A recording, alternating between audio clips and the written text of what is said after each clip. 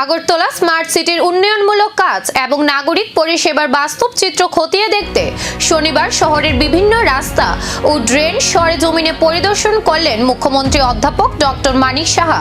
পরিদর্শনের সময় তিনি সংশ্লিষ্ট আধিকারিকদের সঙ্গে বিভিন্ন এলাকার অবকাঠামোগত পরিস্থিতি পর্যালোচনা করেন এবং চলমান কাজের অগ্রগতি সম্পর্কে বিস্তারিত খোঁজ নেন। কোথাও কোনো ত্রুটি বা সমস্যা থাকলে তা দ্রুত সমাধানের জন্য প্রয়োজনীয় নির্দেশ দেন বলেও জানা গেছে। প্রশাসনের দাবি আগরতলাকে আরো পরিচ্ছন্ন, আধুনিক ও নাগরিক বান্ধব স্মার্ট সিটি হিসেবে গড়ে তুলতেই এই ধারাবাহিক মাঠ পর্যায়ের পরিদর্শন ও নজরদারি অব্যাহত থাকবে। অনেকদিন ধরে আমরা দেখছিলাম, নিজেও তো আগরতলা শহরে বা অন্যান্য জায়গায় দিয়ে যাই, স্মার্ট সিটির কাজগুলো কোথায় কোন জায়গায় সমস্যা হচ্ছে। আজকে আমাদের মেয়র সাহেব থেকে আরম্ভ করে চিফ সেক্রেটারি, আমার সেক্রেটারি এবং স্মার্ট সিটির আধিকারিকদের সবাইকে নিয়ে আজকে ঘুরলাম এবং যেখানে যেখানে মনে হলো এই কাজগুলো তাড়াতাড়ি করতে হবে। এখানে আপনারা জানেন যে 4 মাস খালি কাজ করা যায় ত্রিপুরাতে, কারণ ওই সময় আমাদের বৃষ্টিপাত হয়, কম হয় এখানে। তো বাকি সময় তো সবসময় বৃষ্টিপাত থাকে।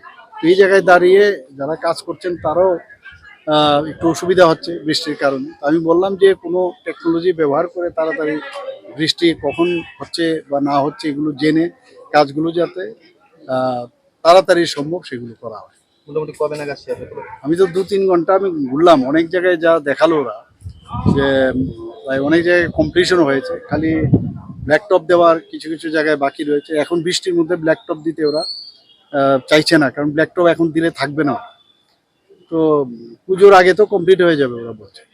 পুজোর আগে কি সারা রাজ্যে সেপ্টেম্বর আগরতলা শহরে আগরতলা স্মার্ট সিটির যা যা কাজ আছে সব কতটুকু হয়েছে?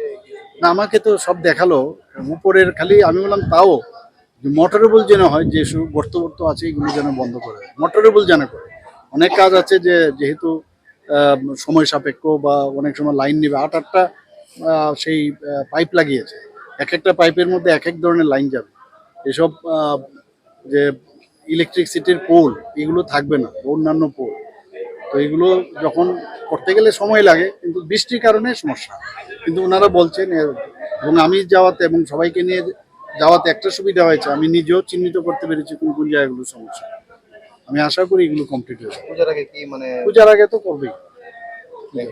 এবার মুখ্যমন্ত্রীর এই সরেজমিন পরিদর্শনের পর কত দ্রুত সমস্যার সমাধান হয় সেদিকে নজর শহরবাসীর।